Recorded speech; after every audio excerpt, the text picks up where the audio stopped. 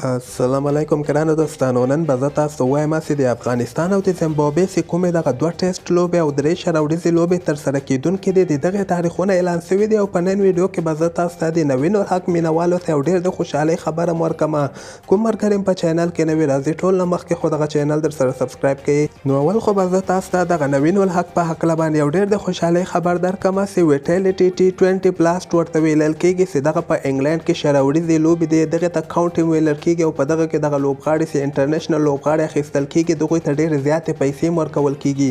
او زه به تاسو ته وایم دا T20 بلاست چې کوم دی دغه تقریبا 3 میاشتې یعنې دغه شراوړیزه ټورنمنټ ده د انګلند، ډېر مشهوره ټورنمنټ ده چې په دغه کې د افغانستان محمد نبي خو مخکې نه اخیستلی و، نبي نه وروسته په دغه کې د افغانستان نوین الحق هم نن اخیستل شوی ده. زه به تاسو ته وایم چې دغه T20 بلاست چې کوم ده د همدغه کال په جون میاشت کې شروع کېږي، یعنې 9 جون باندې شروع کېږي اند تر سپټمبر میاشتې پورې دوام کوي، یعنی جون، جولای، اګست دغه 3 میاشتې ویټیلیټي T20 بلاست به که خیر ترسره کېږي. او ښه خبره دا ده چې د افغانستان نبي مورکې اخیستل شوی ده او دغسې نوین الحق مورکې اخیستل شوی ده. او دې نه علاوه راتلونکي وخت کې رشید خان، قیس احمد، مجیب زادران د دغه لوبغاړو هم ډېر زیات چانسز ده چې په دغه ویټیلیټي T20 بلاست کې واخیستل شي.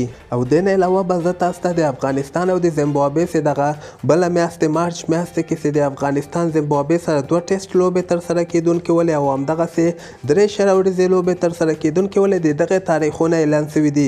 زه به تاسو ته وایم چې اول 2 ټیسټ لوبې ترسره کېږي. اولنۍ ټیسټ لوبه چې کومه یوه ده دغه به 2 مارچ باندې شروع کېږي او 4 مارچ باندې به ختمیږي. دغې نه وروسته بیا 2مه ټیسټ لوبه په 10 مارچ باندې شروع کېږي او 16 مارچ پورې به دوام کوي.